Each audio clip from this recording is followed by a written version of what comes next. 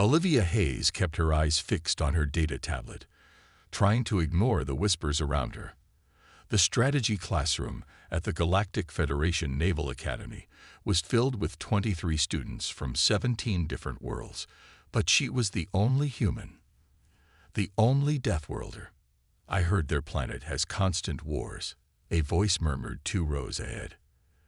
"They kill each other over resources and territory. And they can survive radiation levels that would kill most species," another added. "No wonder they're so aggressive." Olivia pretended not to hear. After 6 months at the academy, she had grown used to the comments. Earth had only joined the Galactic Federation 3 years ago, and humans were still viewed with a mixture of fear and fascination. Their homeworld's classification as a Class 12 death world, a planet with extreme gravity, aggressive predators, and volatile weather, had earned humans a reputation before they even stepped onto the galactic stage. Commander Zrel glided into the classroom on his 6 tentacle-like appendages. The Arcturian's blue skin shimmered under the artificial lights as he moved to the front of the room. His large compound eyes surveyed the class briefly, passing over Olivia as if she weren't there. "Today we will analyze the defensive positioning at the Battle of Krell's Gap," he announced. "This engagement demonstrates superior tactical deployment against a numerically superior force." Olivia sat up straighter. This was what she had come for, to learn from the accumulated military wisdom of 1,000 spacefaring civilizations. Her acceptance to the Academy had been part of Earth's admission agreement to the Federation. 1 human would be allowed to study at the prestigious institution each year. She had scored highest on Earth's qualifying exams, but here, that meant nothing. "Cadet Krevan, display your solution to yesterday's problem," Commander Zrel said. A tall, slender Paxian in the front row stood. With elongated fingers, he manipulated the holographic display, showing ship formations and defensive lines. The simulation played out with elegant precision, demonstrating a textbook response to an ambush scenario. "Excellent," Commander Zrel said.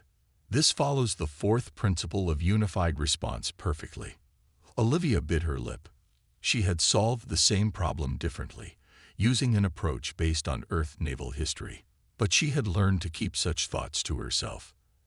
As the class progressed, she took careful notes. During the practical exercise, she completed her assigned simulation using the approved methodology, despite seeing 3 potential improvements. The last time she had suggested an alternative approach, Commander Zrel had spent 20 minutes explaining why primitive tactical thinking was dangerous in modern space warfare. When class ended, the other students filed out in groups, chatting and comparing notes. Olivia gathered her materials slowly, waiting for the room to clear. "Cadet Hayes." She looked up, surprised. Commander Zrel rarely addressed her directly. "Your simulation results were adequate," he said, "but I notice you hesitated at the 3rd decision point." "Yes, Commander," she replied. "I was considering the options." "There is only one correct response in that scenario," he said. "Hesitation costs lives in real combat. Perhaps such indecision is common on Earth." "No, Commander," she said quietly. "I understand." He nodded and turned away, clearly considering the matter closed. Outside the classroom, Olivia checked her schedule. She had 50 minutes before her next class, Advanced Xenobiology. Enough time to visit the simulation lab and run through some scenarios on her own.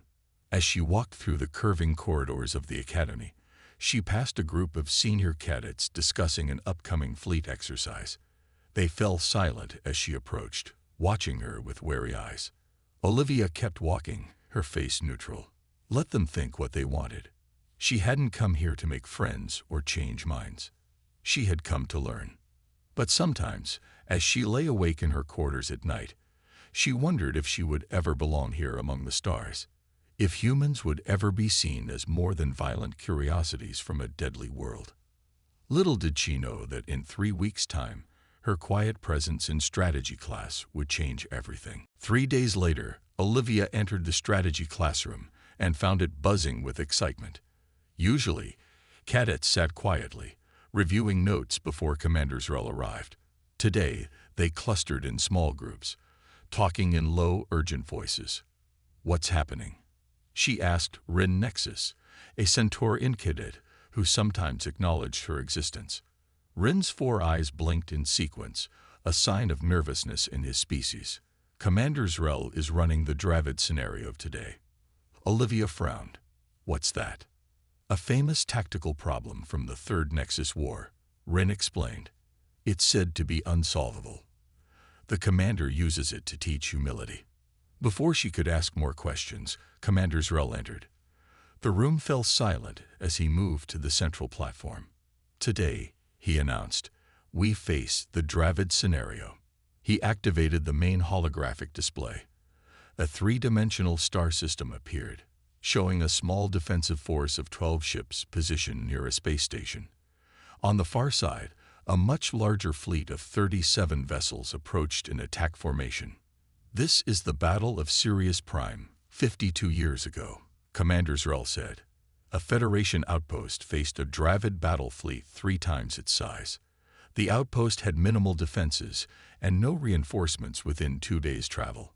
The display zoomed in to show details. The Dravid ships were arranged in a classic spearhead formation. The Federation forces formed a loose defensive screen around the station.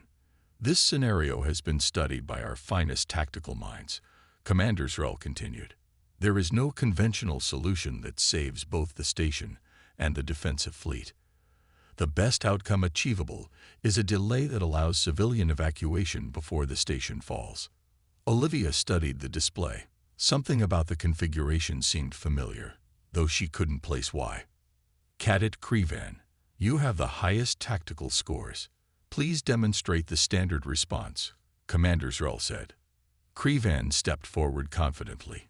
He rearranged the Federation ships into a formation that Olivia recognized from their textbooks. The simulation ran, showing the small fleet engaging the Dravid forces, causing damage but ultimately being overwhelmed. The station survived for 32 minutes, enough time for evacuation pods to launch. "Well executed," Commander Zrel said. "This approach follows established doctrine and maximizes survival time." Next, a Solarian cadet tried a different approach, focusing on targeting the Lid Dravid vessels. This lasted 28 minutes. 3 more cadets attempted the scenario. None achieved significantly better results. Commander Zrel nodded, seemingly satisfied. "The lesson here is that sometimes victory as conventionally defined is impossible," he said. "A tactician must recognize when to shift objectives from winning to minimizing losses." Olivia stared at the display. Something nagged at her mind. The system had a dense asteroid field to one side and a neutron star near the approach vector of the Dravid fleet. The configuration reminded her of something she had read in her grandfather's books. Before she realized what she was doing, her hand was in the air. Commander Zrel noticed. His compound eyes seemed to register surprise. "Cadet Hayes, you wish to comment?" "I would like to try the scenario, Commander," she said, her voice steady despite the sudden silence in the room. A few cadets exchanged glances. Krevan made a dismissive gesture with his long fingers. "You believe you can improve on the attempts of cadets with superior tactical training?" Commander Zrel asked, his tone making it clear how unlikely he found this. "I'd like to try a different approach," Olivia said simply. Commander Zrel considered for a moment. "Very well. Perhaps this will be educational for everyone." As Olivia walked to the front of the room, whispers followed her. She could feel the stares of her classmates, some curious, some amused, all expecting failure. The control panel glowed under her fingers as she reset the simulation. The star system reappeared, the Dravid fleet in its starting position. Olivia took a deep breath and began to move the Federation ships into a formation no one in the room had ever seen before. As Olivia's fingers moved across the control panel, her mind drifted back to her childhood on Earth. She remembered sitting on the worn carpet in her grandfather's study, surrounded by actual paper books, rare treasures in an age of digital information. Paul Hayes had been a naval historian before retiring. His small house near the coast was filled with maps and models of ancient ships. While other children played virtual games, Olivia had spent hours listening to her grandfather's stories of Earth's naval battles. "The key isn't always having the biggest fleet," he would say, his weathered face serious. "It's understanding the sea, or your future, the stars." He had taught her about Admiral Yi Sun-sin, who had used narrow straits to defeat a larger Japanese fleet with just 13 ships, about how Nelson had broken convention at Trafalgar, attacking in columns rather than the traditional line formation, about Themistocles luring the Persian fleet into the narrow waters at Salamis. "Geography is a weapon," her grandfather had said. "Terrain shapes battle. The clever commander makes the environment fight for them." Now, looking at the star system on the display, Olivia saw not just ships and distances, but opportunities. The asteroid field wasn't an obstacle, it was a tool. The neutron star wasn't just a navigation hazard, it was a potential ally. She divided her small fleet into 3 groups. The main group of 6 ships she positioned near the station in a standard defensive formation. Nothing unusual there. 3 ships she sent toward the asteroid field, positioning them as if they were attempting to hide.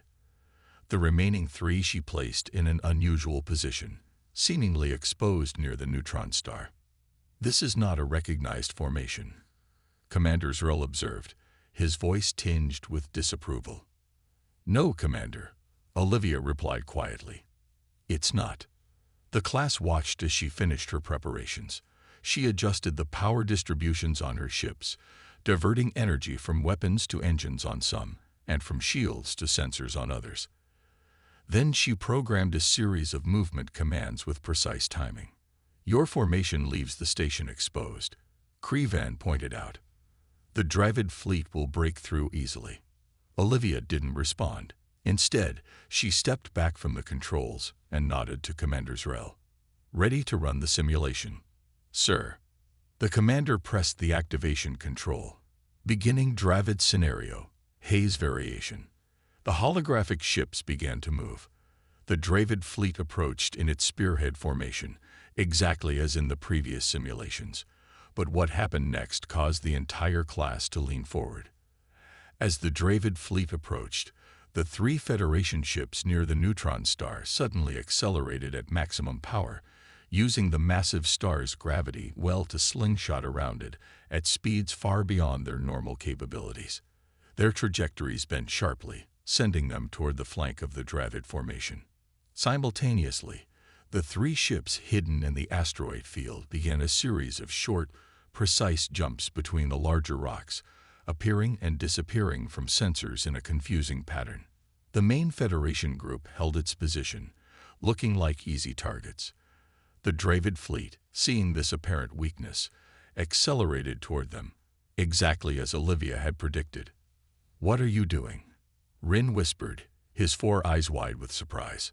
Olivia didn't answer. She watched intently as her plan unfolded. The Dravid fleet, focused on the seemingly vulnerable main group, failed to properly track the other 6 ships. When they adjusted course to avoid the strange sensor readings from the asteroid field, they moved precisely where Olivia wanted them. The class watched in stunned silence as the trap began to close.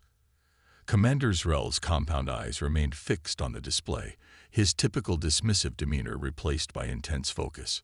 The 3 ships that had slingshot around the neutron star now approached the Dravid fleet from behind, while the asteroid field group emerged at their flank. The main group, which had appeared vulnerable, suddenly changed formation, revealing that their power distributions had been deliberate deception. The Dravid fleet was now caught in a 3-dimensional pincer movement unlike anything taught in Academy textbooks. The simulation continued to unfold before the silent class. The Dravid fleet commanders, represented by the Academy's most advanced tactical AI, attempted to respond to Olivia's unexpected maneuver. They broke their spearhead formation, trying to regroup against the 3-pronged attack. But Olivia had anticipated this. As the Dravid fleet scattered, her ships executed their next set of pre-programmed movements. The three ships that had used the neutron star as a gravitational slingshot now divided further, using their enhanced speed to target individual enemy vessels that had become separated from the main group. "She's picking them off," one cadet whispered, "like a pack of wolves taking down larger prey." The Federation ships from the asteroid field emerged fully now, their sensors and weapons at full power after the brief period of hiding. They concentrated fire on the command ships at the center of the Dravid formation, creating confusion in the enemy ranks. Meanwhile, the main defensive group had begun a controlled retreat, drawing portions of the Dravid fleet away from the station while maintaining a protective screen. Each time a group of enemy ships pursued, they found themselves pulled farther from their allies and into carefully prepared crossfires. "This is not standard doctrine," Commander Zrel said, his voice betraying a rare note of surprise. "No, sir," Olivia replied quietly. "It's based on guerrilla warfare principles from Earth's history, using superior mobility and knowledge of terrain to defeat a larger force." The simulation timer continued to run.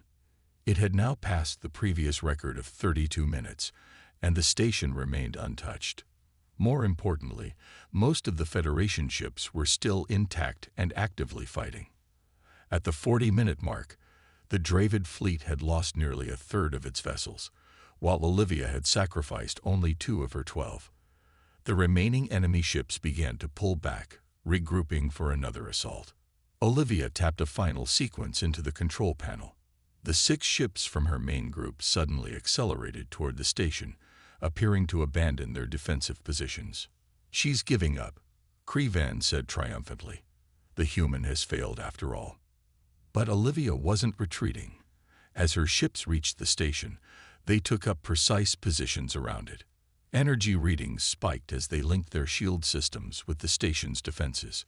"Shield synchronization," Ren said with growing excitement. "But that only works if the frequencies are perfectly aligned. The timing has to be exact."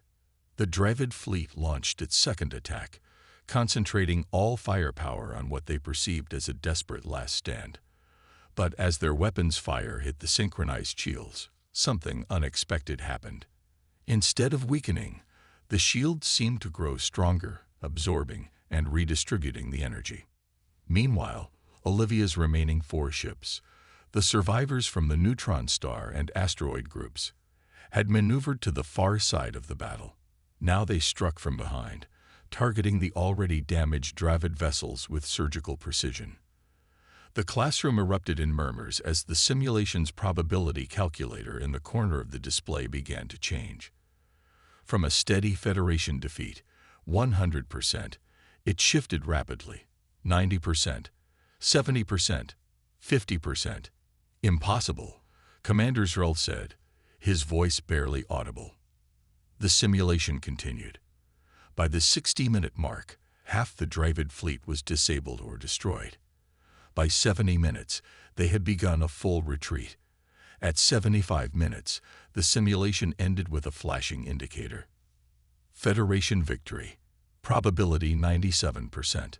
The classroom fell into complete silence. Every eye moved from the display to Olivia, who stood calmly by the control panel. "I've never seen that result before," Ren finally said, breaking the silence. Commander Zrel stepped forward, his compound eyes fixed on Olivia. "In 15 years of presenting this scenario, neither have I." He paused, studying the final positions on the display. "Explain your strategy, Cadet Hayes." Olivia took a deep breath. This was the first time anyone at the Academy had asked for her thoughts rather than dismissing them. She stepped forward, pointing to key moments in the recorded simulation. "I didn't try to win by following conventional doctrine," she began. "Earth's history taught me that when facing a superior force, you must change the rules of engagement." For the next 10 minutes, Olivia explained her strategy to the class. She pointed out how she had used the asteroid field to create sensor confusion, and the neutron star's gravity to achieve speeds that gave her ships a tactical advantage. She showed how each element of her plan worked together in ways that weren't obvious when viewed separately. The key was to change the battlefield, she concluded, Make the environment work for us, not against us. Commander Zrel studied the final battle positions with his compound eyes. Your approach ignored 6 of the 9 core principles of Federation tactical doctrine, he said. Yes, Commander, Olivia agreed, because those principles assume relatively equal forces operating in neutral space. This scenario required different thinking. The class remained unusually quiet. Even Kreven seemed lost in thought, his long fingers tracing patterns on his desk as if replaying the battle. How did you know the shield synchronization would work? Asked a Proximan cadet from the back row.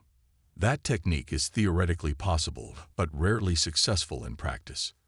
I didn't know for certain, Olivia admitted, but Earth ships had to develop strong shield harmonization techniques because our vessels are smaller than most Federation designs. We learned to link systems to increase effectiveness. It seemed worth trying. Commander Zrel raised one limb, signaling the end of discussion. Class dismissed. Readings for tomorrow are in your assignment folders. As the cadets gathered their materials, the room filled with the low buzz of conversation. Several students glanced at Olivia with expressions ranging from curiosity to resentment.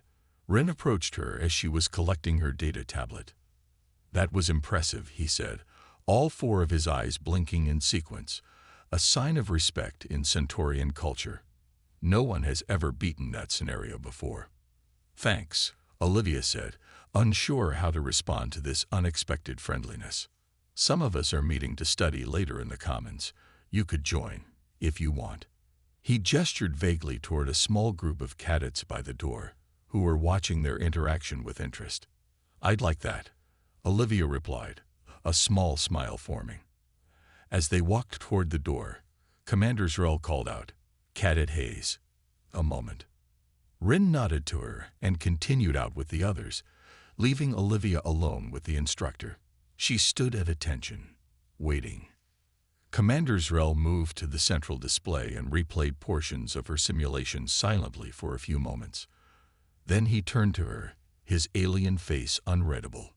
Your solution was unconventional and violated established doctrine, he said finally. Yes, Commander. Yet it worked. He paused. Why did you not mention this approach when we discussed similar scenarios previously? Olivia hesitated. Previous discussions made it clear that non-standard approaches were discouraged. The commander's upper limbs made a gesture she couldn't interpret. The purpose of tactical doctrine is to provide reliable, tested methods that work in most situations. But a good tactician also recognizes when doctrine must be adapted or even abandoned. He touched the control panel, saving the simulation. Your approach will be added to the scenario database for future study. Olivia stood straighter, surprised by what seemed to be approval. Do not mistake this for complete endorsement of your methods, Cadet, Commander Zrel added quickly. Simulations are not real battles. The unpredictability of actual combat often renders clever tricks ineffective. I understand, Commander. Nevertheless, your demonstration today was educational. He turned back to his console, clearly dismissing her. That will be all. Olivia left the classroom, her mind spinning. For the first time since arriving at the academy, she felt something she had almost forgotten. Pride in her human heritage. The tactical knowledge from Earth's long history of conflict, often viewed as primitive by Federation standards, had proven valuable after all. In the corridor, she saw Rin waiting with 2 other cadets. They'd waved her over, no longer pretending not to see her. As she walked toward them, Olivia noticed other students watching her with new expressions. Curiosity, reassessment, respect. Something had changed today. She was still the only human at the academy, still a Deathworlder. But now, perhaps, she was also something else, a tactician worth listening to. 3 weeks passed. Olivia found herself included in study groups and meal conversations for the first time since arriving at the academy. Not everyone welcomed her. Kreven and some others still kept their distance, watching her with suspicious eyes. But the constant whispers had mostly stopped. In Commander Zrel's class, she now participated regularly, offering insights when asked. The instructor neither encouraged nor discouraged her contributions, treating them with the same critical analysis he applied to all cadets. On a quiet afternoon, Olivia sat with Rin and two other cadets in the commons area, reviewing material for an upcoming exam on warp field dynamics. The large windows showed the green-blue planet below, clouds swirling over its oceans. Suddenly, emergency lights flashed. A calm voice spoke over the announcement system. All cadets report to dormitories. All instructors report to command center. This is not a drill. The commons area erupted in motion as cadets gathered their materials and moved quickly toward the exits. Olivia joined the flow, exchanging concerned glances with Rin. "What's happening?" she asked a passing senior cadet.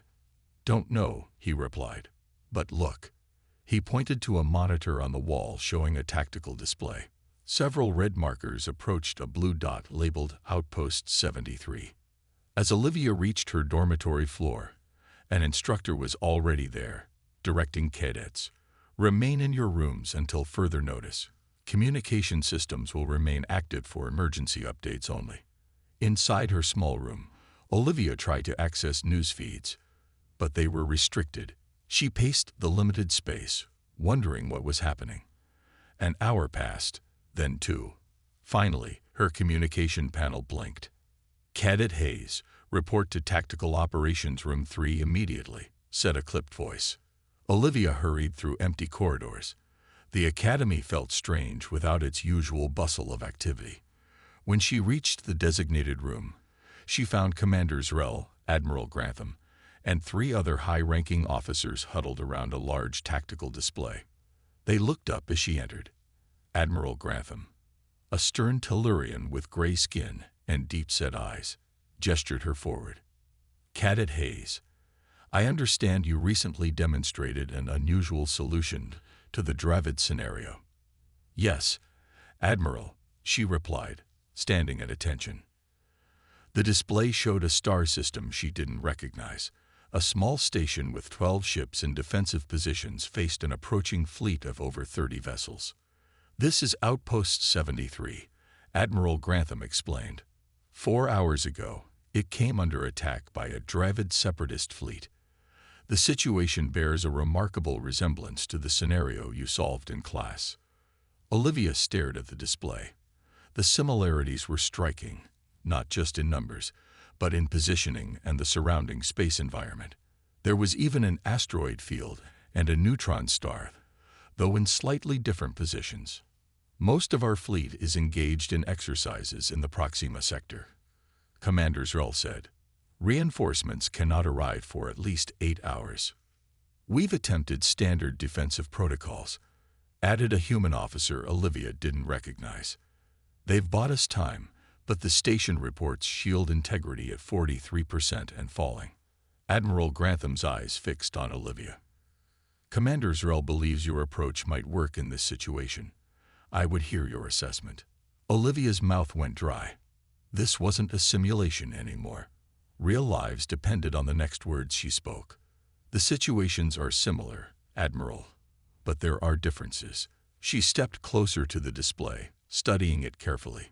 "The neutron star is farther from the approach vector, which changes the timing for a slingshot maneuver.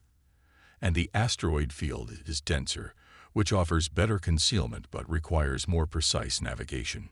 Can your strategy be adapted to these conditions?" Admiral Grantham asked directly. Olivia took a deep breath. "Yes, sir. With modifications." She pointed to specific areas on the display. "The principles remain valid, but the execution must be adjusted for the actual terrain."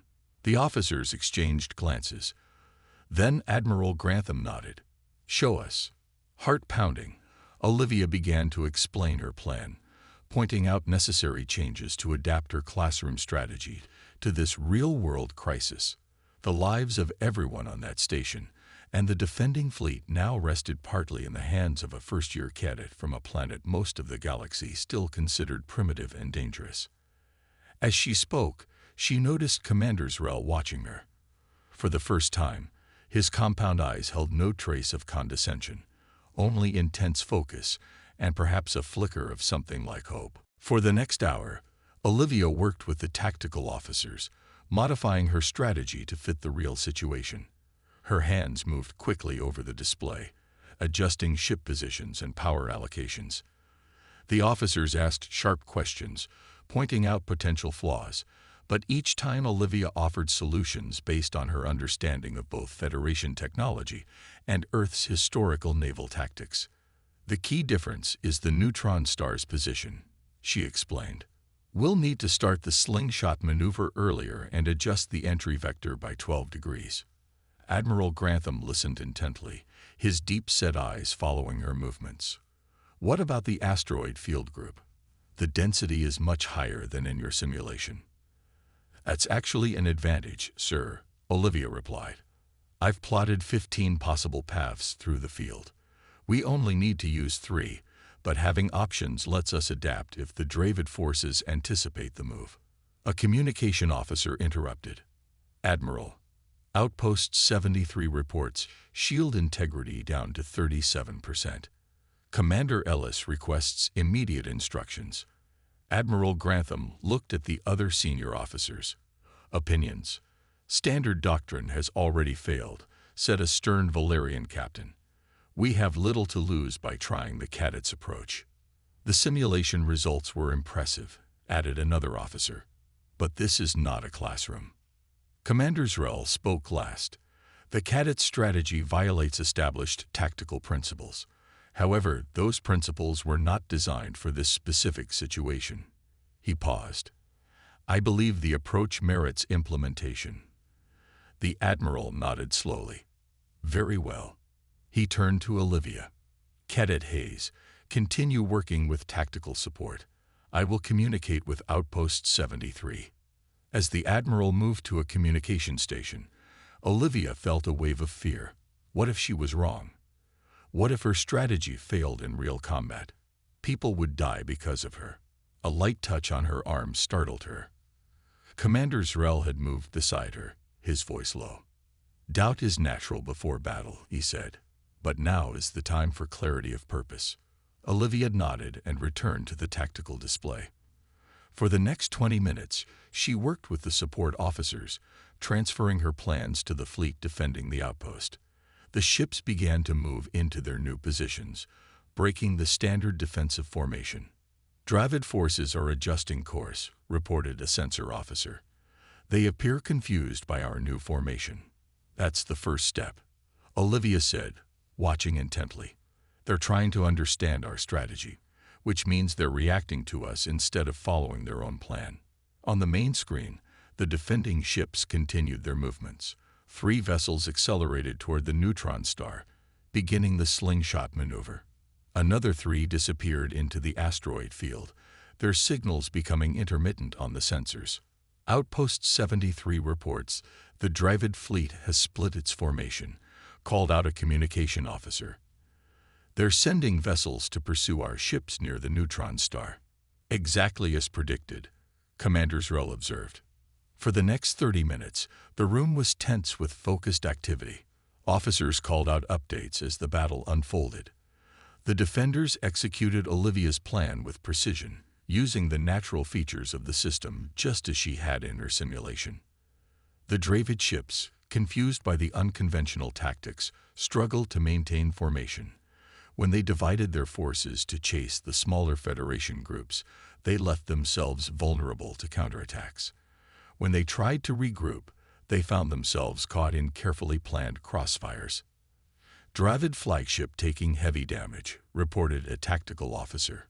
2 enemy cruisers disabled. Admiral Grantham watched silently, his expression giving nothing away. Beside him, Commander Zrel's compound eyes remained fixed on the display. Olivia stood between them, hardly breathing as she watched her strategy play out in real combat.